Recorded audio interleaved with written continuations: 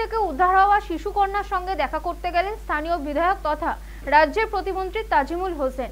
সেখানে গিয়ে পরিবারের লোকজনের সঙ্গে কথা বলেন তিনি। তাদের পাশে থাকার সমস্ত রকম সহযোগিতার আশ্বাস দেন বিধায়ক। পরিবারের সামনে তদন্ত নিয়ে ফোন করেন আইসিকে।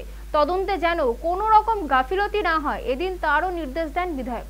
উল্লেখ্য, শনিবার মালদার হরিশ্চন্দ্রপুর থানার সালালপুর গ্রাম থেকে স্থানীয় এক ব্যবসায়ী 7 বছরের শিশু কন্যাকে প্রকাশ্য দিবালোকে অপহরণ করে দুই দুষ্কৃতী। পরবর্তীতে তদন্ত নেমে উত্তর দিনাজপুরের টুঙ্গি দিঘি থেকে তাদেরকে গ্রেফতার করে পুলিশ। পাশাপাশি নাবালিকাকে উদ্ধার করে পরিবারের হাতে তুলে দেওয়া হয়। তদন্তে নেমে পুলিশ জানতে পারে অপহরণকারীরা ওই ব্যবসায়ীর ঘনিষ্ঠ বন্ধু।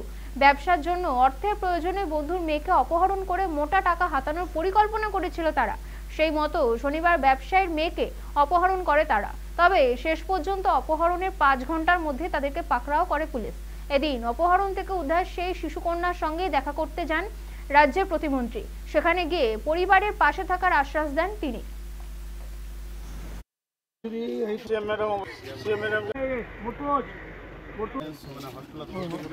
এই মেয়েটাকে দুজন দুষ্কৃতী তারা মোটরসাইকেলে করে তারা নিয়ে পালিয়ে গেছিল।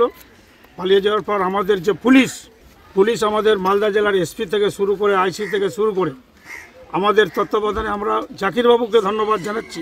টাওয়ার লোকেশন করে মেয়েটাকে ধরা পড়েছে আমার টুনু দিঘি বলে এখান থেকে প্রায় 100 কিলোমিটার দূরে। এদিক থেকে মনে করি চাচল আশাপুর হয়ে তারা ওদিক থেকে মেয়েটাকে নিয়ে পালিয়ে হয়তো বিহারের দিকে নিয়ে যাচ্ছিল। তো যাই হোক, আমাদের পুলিশের তৎপরতায় আজকে আমরা মেয়েটাকে পেয়েছি। আমরা চাইব যে এই ধরনের এলাকায় যেন কাণ্ড না হোক, এই ধরনের যেন তাদের যেন কঠোরতম শাস্তি হয়, এটা আমরা আশা করছি।